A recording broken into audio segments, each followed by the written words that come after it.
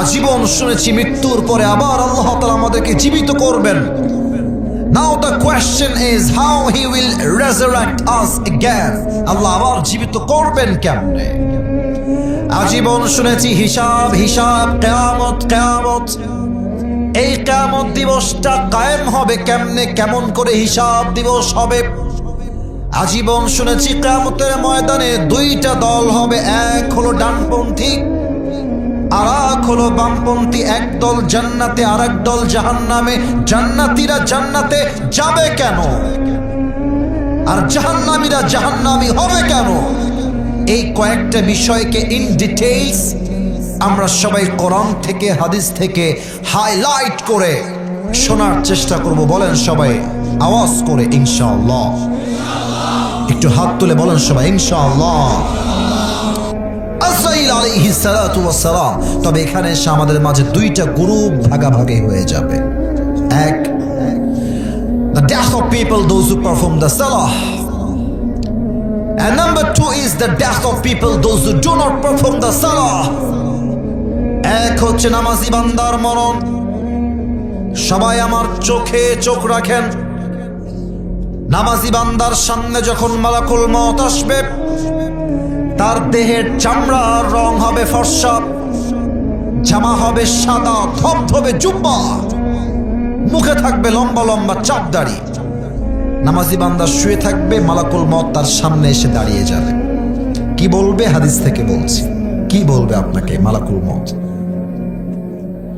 ডান হাত তুলবে, ইঙ্গিত করবে, ইয়া আইয়াতুহান নাফসুল মুতমাইন্না উখরুজি ইলা মাগফিরাতিল্লাহি ওয়া রিজওয়ানি। এই প্রশান্ত আত্মা নামাজি বান্দা, আসো, বের হয়ে আসো। কোথায় বের হব? মালাকুল মউত বলবে, আসো, আল্লাহর জান্নাত তোমার জন্য অপেক্ষায় অপেক্ষমান রয়েছে। সুবহানাল্লাহ বলে।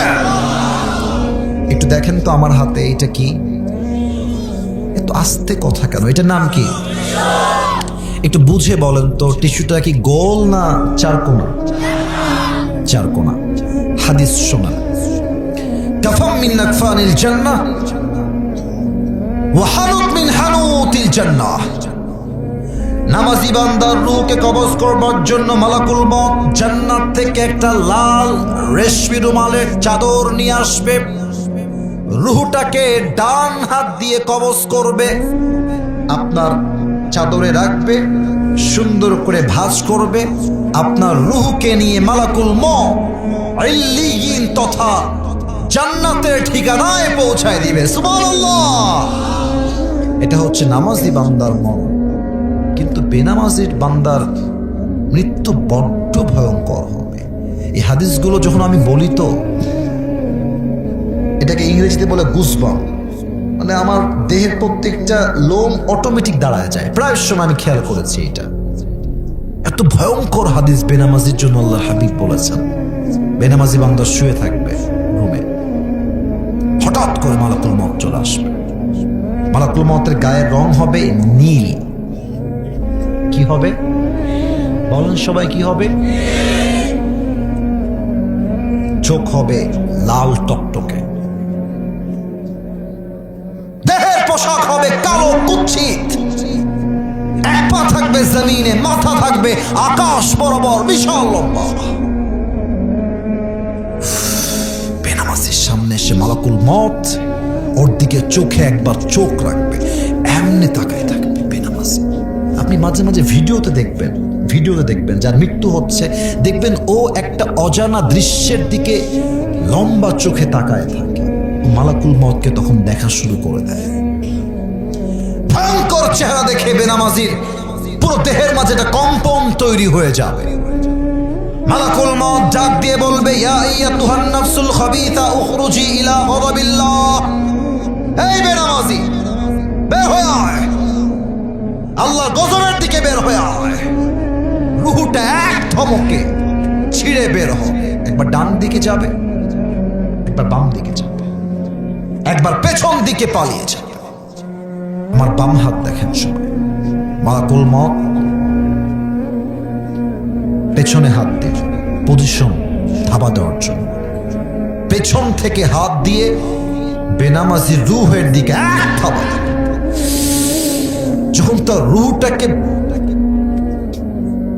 ছিঁড়ে বের করবে, হাদিসে আসছে একটা জীবিত ছাগলকে জাবেহ না করে তার চামড়া কেউ যদি ব্লেড দিয়ে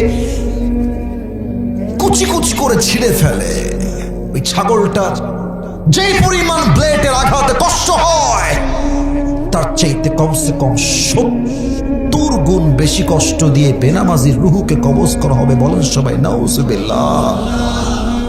আচ্ছা, শুনলেন তো অনেক হাদিস, আপনারা একটু এবার আমাকে রিভিউ দিয়ে উত্তর দেন তো, এখানে এমন কেউ কি আছেন যেই মৃত্যুর আযাবটা কষ্ট সহ্য করার ক্ষমতা আপনার আছে? কেউ কি এখানে এরকম কেউ আছে? আছে। তা নামাজ পড়েন না কেন? কেন পড়েন না? কি আমাকে বলেন না, আপনার কিসের ব্যস্ততা? আপনার রিজিকের মালিক আল্লাহ, আপনার দেহের মালিক আল্লাহ, আপনার বাড়ির মালিক আল্লাহ, আপনার গাড়ির মালিক আল্লাহ, আপনার সব জায়গায় সময় দেওয়ার টাইম আছে। আল্লাহর কাছে 5টা মিনিট সময় দেওয়ার মতো সময় আপনার কাছে নাই। আপনার মতো বেঈমান আল্লাহর জমিনে দ্বিতীয় আর কেউ হতে পারে না। আমি পরকালের জীবনের 3টা চ্যাপ্টার হাইলাইট করে দোয়া করে দিব। পরকালের জীবনটাকে আল্লাহ তাআলা মোট 3টা ভাগ করেছেন। বলেন সবাই আমার আঙ্গুল দেখে কয়টা? Allah subhanahu wa ta'ala has divided this life in 3 categories. 3টা ভাগ। Number 1, if you believe in life of hereafter, then you must have to believe in on the day of resurrection. যে পরকালে বিশ্বাস রাখবে সেইটা মনে প্রাণে বিশ্বাস করবে। যদিও আমার রূহটা দুনিয়ার জমিন থেকে কবজ হয়ে গেল, বাট কবরে যাওয়ার পরে আমাকে আবার নতুন করে জীবন দিয়ে জীবিত করবে একজন, তিনি কে? কাফেররা বলে এই মুহাম্মদ, নাউজুবিল্লাহ, আস্তাগফিরুল্লাহ, এই মুহাম্মদ, وقال الذين كفروا أئذا كنا ترابا وآباؤنا أئنا لمخرجون। মুহাম্মদ আমাকে উত্তর দাও। উত্তরটা কি? প্রশ্ন আসলে কি? বলছে আরে আমার বাপ মরে গেল সেই কবে, কবরস্থ করলাম, আজীবনে তো ফিরে আসলো না। মাকে কবর দিলাম, মা তো আমার কবর থেকে জীবিত ফিরে আসবো না। So how come it possible that when we and our father is reduced to dust, how come it possible that Allah will resurrect us again on the day of judgment? Muhammad বলো তো, আমরা যখন মরে ছারখার হয়ে যাব, হাড্ডিগুলো ছাই ছাই হয়ে যাবে, কেমনে সম্ভব যে আল্লাহ আমাদেরকে আবার জীবিত করবে? আল্লাহ জীবিত করতে পারে কি পারে না? আচ্ছা, অনেকগুলো আয়াত দিয়ে উত্তর দেওয়া যায়, যেহেতু রাত বেশি হয়ে গেছে আমি জাস্ট একটা আয়াত দিয়ে বলবো। আয়াতটাকে বলে দেই, তারপরে এক্সাম্পল দিচ্ছি। আনতুম আশাদ্দু খালকান আমিস সামাউ বানাহা। আল্লাহ বলছে, এই কিরে, তোর মাথা হুশ আছে? আচ্ছা, আমি আপনাদেরকে এখানে বুঝাই দিচ্ছি। একবার প্যান্ডেলটা চতুর্পাশে দেখেন তো সবাই। লুক অ্যাট দিস প্যান্ডেল, মাশাআল্লাহ। ওকে, এবার আমার দিকে তাকান, আমার দিকে।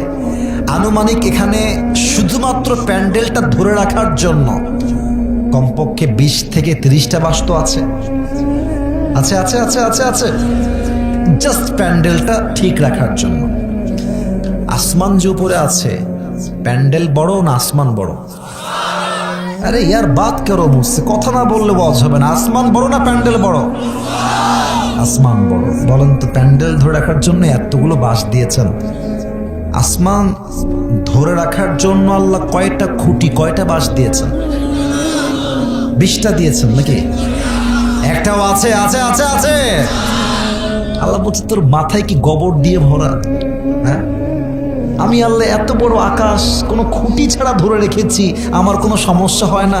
আর তোর মতো একটা তুচ্ছ মানুষকে আমি আল্লাহ জীবন দিলাম, আমি আল্লাহ খাওয়াইলাম, আমি আল্লাহ পড়াইলাম, আমি আল্লাহ মৃত্যু দিলাম। আমি আল্লাহ চাইলে তোকে আবার জীবন দিতে পারি কি পারি না?